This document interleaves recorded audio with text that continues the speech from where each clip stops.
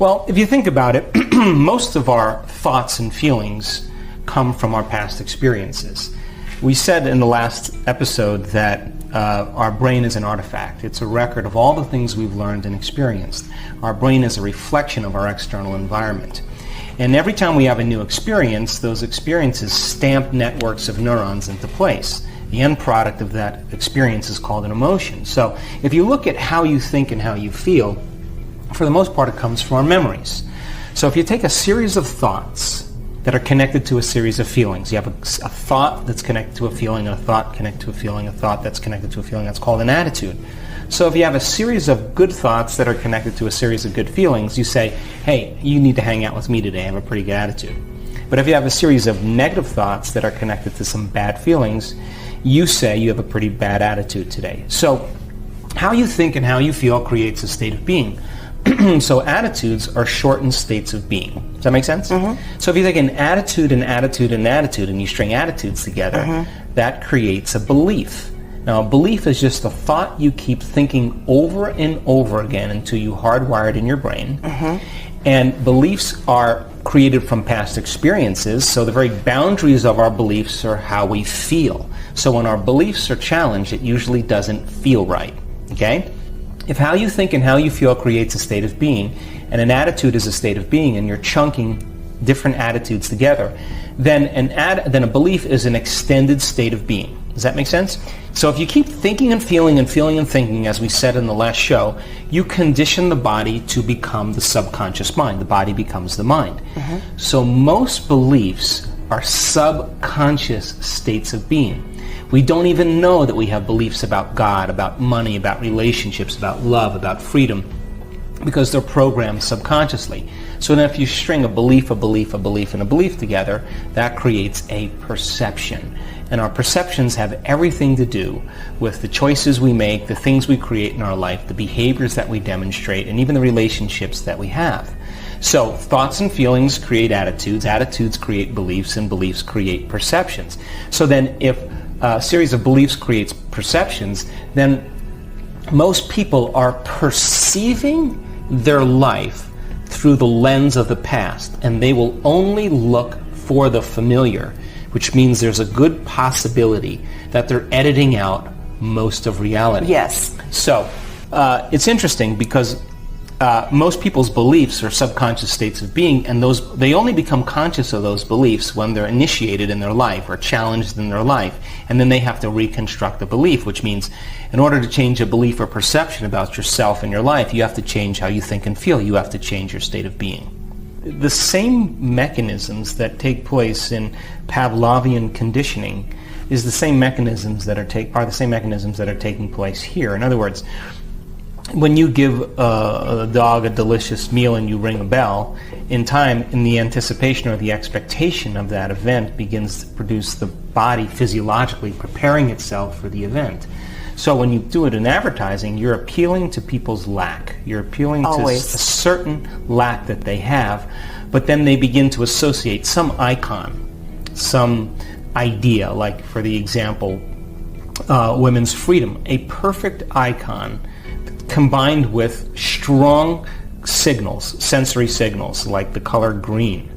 If you expose people to that enough times, they're going to, just like Pavlov's dogs, automatically going to be motivated to make a choice equal to meet that exact particular outcome. And that's how conditioning works.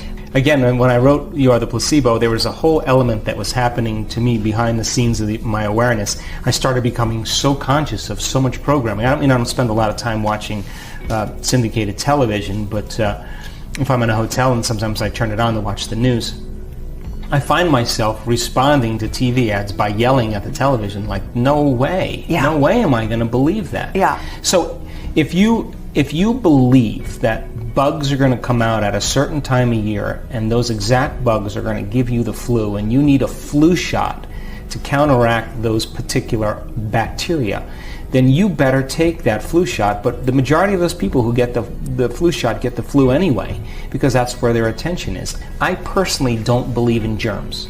Right. I just don't. I mean, if I believed in germs, I would be sick all the time doing what I do. So a belief then is a strong statement. It's a strong state of being where mind and body have been programmed in a particular pattern. And we can use beliefs to our advantage, and we can use beliefs or conditioning to our disadvantage, to programming. We started teaching workshops, teaching people the how-to, and first year or so, nothing happened. And then all of a sudden, in some of our more progressive workshops, we saw people standing up that had MS, that were paralyzed for 10 years, walking across the front of the room. We saw people with lupus get better. We saw people with really serious chronic conditions, Hashimoto's syndrome, all cancers, a lot of cancers changing. And so what I realized was that we were signaling new genes in new ways right during the event. People were transforming. So I figured, if something is taking place in real time, we better measure it.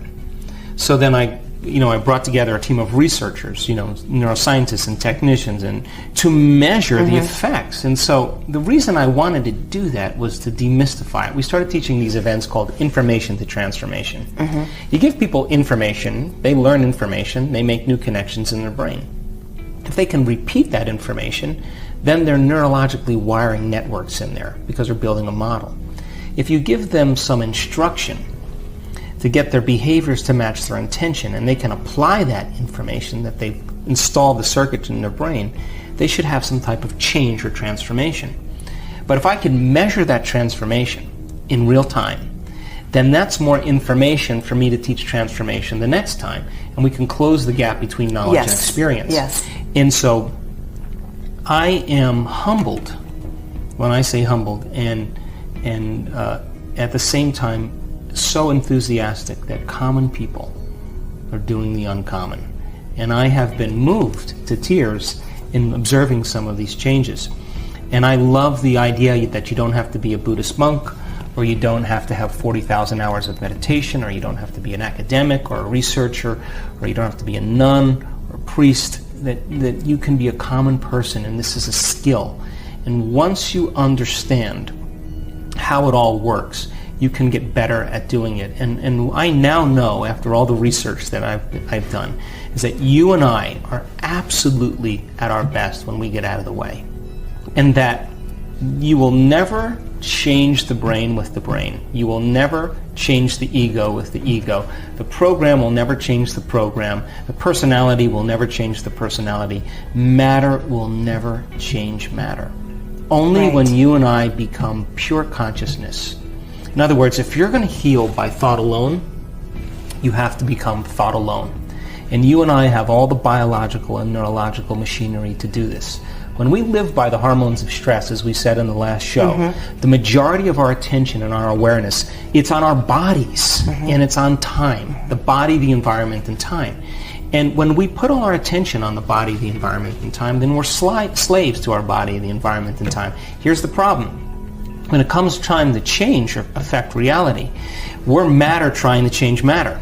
And so we'll try to force the outcome, we'll try to control the outcome, we'll try to predict the outcome. We'll always brace ourselves for the worst case scenario in the future based on our memory of the past. Why? Because we're more particle than wave, we're more matter and less energy. And we're vibrating at the same speed as matter. So we have to be cunning, we have to be competitive, we have to be manipulative, we have to do whatever the limited resources we have to affect some type of change. Now, there's nothing wrong with that. It's just that we feel separate from possibility because that's where we're focusing our attention. But when we did our research, we found, without a doubt, over and over again, that the moment you become nobody, no one, no thing, nowhere, in no time, when you become pure consciousness, a thought in possibility, that is the moment you begin to walk through the door to the quantum field. You can't walk through the door as a somebody. You can't be a mother, you can't be an attorney, you can't be a wife, you can't be a face, you can't be a wardrobe, you can't be your associations to cars or your problems. You have to become pure consciousness. So it's ironic. In order for you to change your body, you got to forget about your body. If you want to change something in your environment, something in your life, you want to create something in your life, you have to forget about your past, present life. That's what I mean. If you want to heal your body or change something about your body, you cannot be your body in order to do that.